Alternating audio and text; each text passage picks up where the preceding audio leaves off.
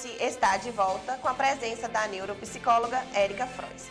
Érica, e quais os mitos mais comuns com o autista você gostaria de desmistificar?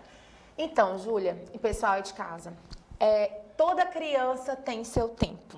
Eu acho que isso é o mito mais comum que a gente escuta dos pais, ou ao mesmo tempo do senso comum, de dizer assim, não, aquela criança vai falar, o pai dela demorou, o tio dela era assim. Aí, um bom clínico, ele vai observar o que a gente não falou aqui ainda, da questão da base genética. Muitas vezes, as crianças que têm o transtorno do espectro autista, elas têm um histórico familiar. Então, porque ela tem muita questão genética. Então, essa questão de esperar o tempo, você viu um atraso na fala, você viu uma criança que não se comunica, que enfileira brinquedos, que tem dificuldade de socialização, de interação, padrões de comportamentos repetitivos, procure ajuda médica. Por quê?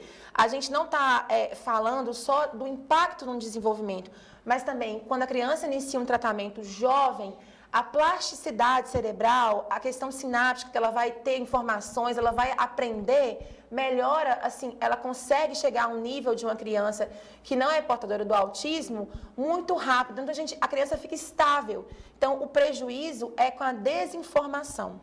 E você acha que a sociedade está preparada para esse acolhimento e apoio à pessoa autista? Então, eu até acho importante a gente parabenizar, né, a Univale, juntamente com a equipe médica, esse ano ela realizou um simpósio e que teve mais de 800 pessoas, profissionais da saúde, da educação, participando. E Valadares hoje vem, acho que a gente fala assim, que as causas elas surgem muito de lutas pessoais. Muitos profissionais que tinham criança, que têm crianças com transtorno do espectro autista, montaram associações. Hoje tem a Associação Libélula, que é montada por psicopedagogos, né? E a gente vê hoje o simpósio, ele deu uma dimensão para o estudo da ABA, né? Que é uma técnica que é aplicada ao autismo. Então, hoje eu vejo assim, que a sociedade está correndo atrás, os profissionais estão correndo atrás, mas ainda há uma escassez. Então, quanto mais divulgação de informação, de desmistificar mesmo o autismo, colocar as pessoas para buscarem informações, a gente vai criando uma sociedade mais justa e com oportunidades. Por quê? Muitas vezes a gente vê o maior impacto, Júlia, com autismo tardio, o diagnóstico tardio, é na vida, né? Eu vejo, porque eu faço avaliação, depressão, transtorno de ansiedade, a gente vê um monte de outras comorbidades prejudicando um diagnóstico que poderia ser, né, desenvolvido ou ter sido feito mais jovem. E que tipo de intervenção e tratamento é eficaz para a pessoa com autismo? Então, como eu falei, a técnica de ABA, né, que é a análise aplicada ao comportamento, o que acontece? Hoje, em Valadares, tem muitos aplicadores de ABA. É uma técnica cara? É uma técnica cara. Mas uma criança hoje que tem dentro do espectro, ela consulta com terapeuta ocupacional, com psicólogo, com neuropsicólogo, né, com psicopedagogo, profissional da educação física. Então, assim, a gente vê hoje a fisioterapia envolvida também com as questões psicomotoras.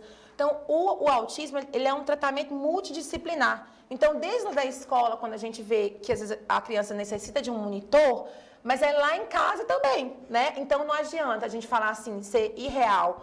Uma terapia de ABA hoje, ela custa mais de 30 mil, que são 40 horas.